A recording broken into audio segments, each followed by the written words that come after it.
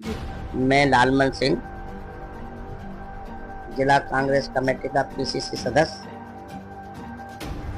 जनपद गाजियाबाद वासियों को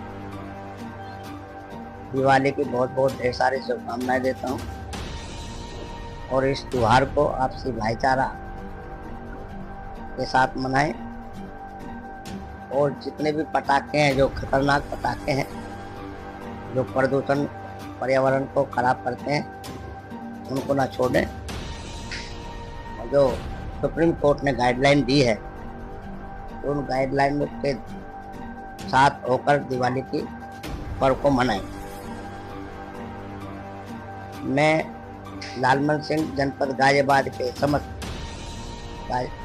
सभी धर्मों को रहने वाले नागरिकों को बहुत बहुत बधाई और धन्यवाद, शुभकामनाएं।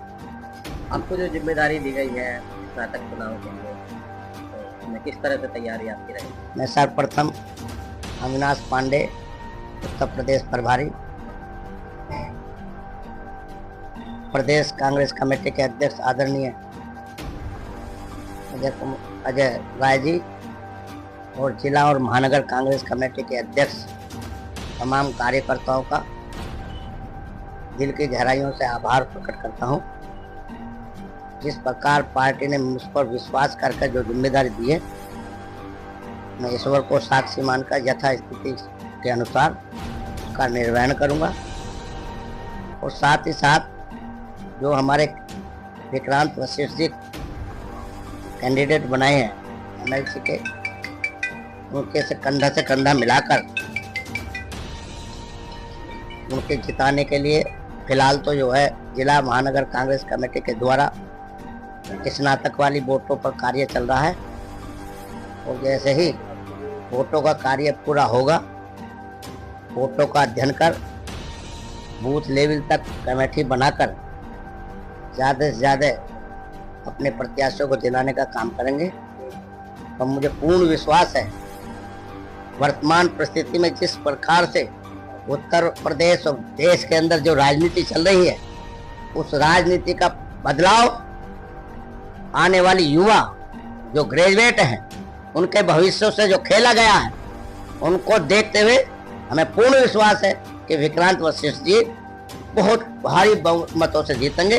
क्योंकि पूर्व में जिस तरीके से स्नातकों का, ग्रेजुएट वाले बच्चों के भविष्य से खेली है सरकार, उसका बदला लेने का काम जो है, यही नौजवान युवक जो है अपने मतों से इस तख्त को, तात को बदलने का काम करेंगे और एमएलसी को भरपूर जिताने का काम करेंगे। क्योंकि इनके साथ जो भारी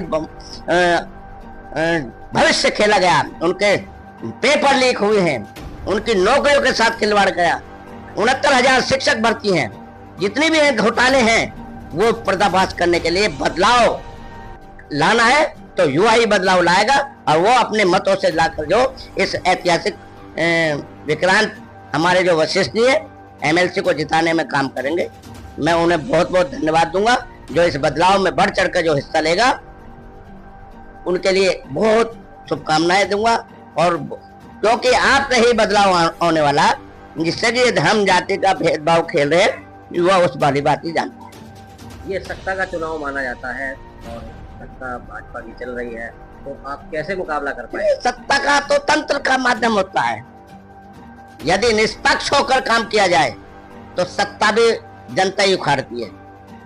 पूर्व में भी जितनी भी सरकारें रहे हैं, उनका बदलाव नहीं हुआ क्या?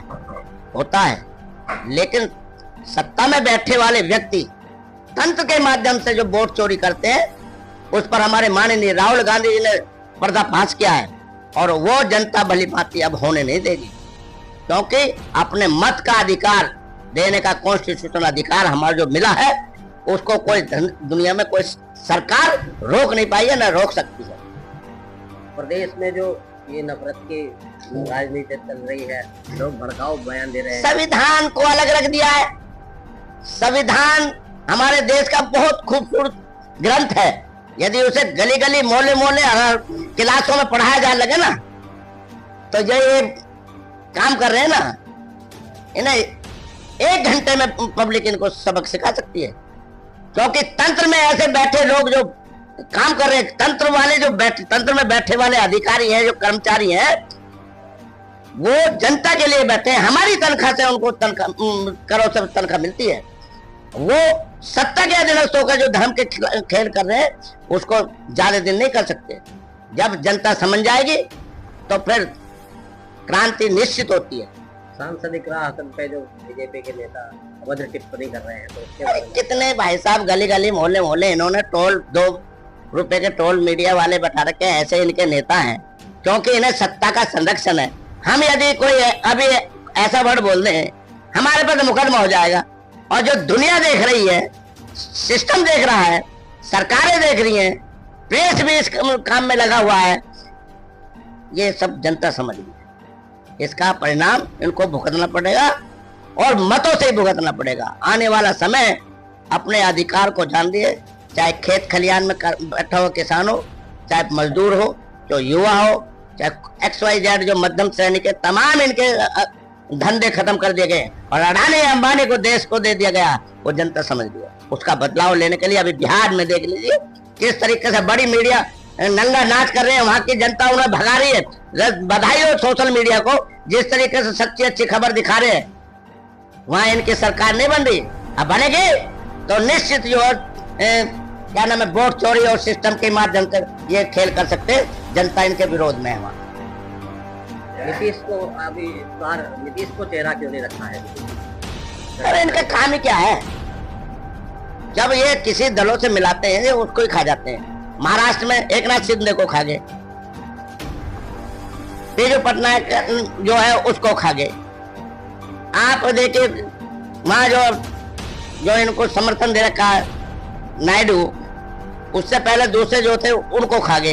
इनका काम है खाना, हजम कर देंगे। आपका नीतीश का नंबर है, लेकिन बिहार की धरती है वो। वहां का बच्चा पैदा होते के साथ ही राजनीति को समझने लगता है। छोटे अभी एक वीडियो वायरल हो रही है, 10-12 साल का बच्चा जो है किस तरीके से मीडिया में बेबाकी के साथ जो बात कर रहा है, तो वहां से ही आकलन लगाया जा सकता है कि वहां का बालक जब इतनी बुद्धि को तीव्र रखते हुए एक काम करते, बड़े बूढ़े कितने समझदार होंगे। और वो धरती तो बुद्धि की धरती है। बदलाव वहीं से ही होता है। इनकी तानाशाही का जो खिलाफ है पूरे देश के अंदर, बुद्धि की धरती से ही बदलाव होने जा रहा। इनकी सरकारें नहीं बन रही, वहाँ NDA की सरकार, उसकी सरकार बनेगी, इंडिया गठबंधन की सरकार बनने जा रही है 1,00,000%। लेकिन ये तो कह रहा है कि हमने जो राजद के टाइम में भ्रष्टाचार था, हमने वो भ्रष्टाचार खत्म किया। इनका भ्रष्टाचार नहीं है, बेरोजगार दिया। खजाने पे देख लो वो पैसे कहाँ गए हैं। सुप्रीम कोर्ट का साक्ष्य है, इलेक्ट्रोल बॉन्ड के माध्यम से कितना पैसा इन्होंने लूटा क्या नाम है देश से, वो तो सुप्रीम कोर्ट ने दिया। इलेक्ट्रोल बॉन्ड को जानते हो ना? जानते हो इलेक्ट्रोल बॉन्ड क्या है? दुनिया की सबसे ज्यादा पैसे वाली पार्टी हो चुकी है। अब इनके खाते में इतना पैसा है कि सरकार के खाते में पैसा नहीं है। वो पैसा कहां से आया, कैसा आया? हतान मारी ना सुप्रीम कोर्ट ने इलेक्ट्रोल बॉन्ड के माध्यम से।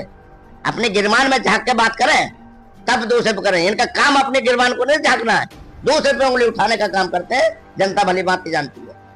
लेकिन ये सुप्रीम कोर्ट CBI के भी जूता फेंकने की कोशिश की गई। सब इनका जो बना बनाया प्रपंच है, बना बनाया एजेंडा है, ये सब उसी के तहत है। जिस तरीके से सुप्रीम कोर्ट पर जो जूता फेंका, वो सुप्रीम कोर्ट पर नहीं फेंका, वो भारत के इंस्टीट्यूशन पे, समस्त संस्थाओं पर फेंका वो जूता है। डूब मर जाना चाहिए सरकार को कि जिस संविधान की कसम खाई है उसी पे तुम, जिस सिस्टम के तहत बैठे हो उसी पे जूता फेंकवा रहे हो और उस पर कोई कार्रवाई नहीं हो रही। इससे बड़े शर्म की बात क्या हो सकती है? और इससे बड़ी साक्ष्य क्या हो सकता है जो जनता समझ रही है इस बात को?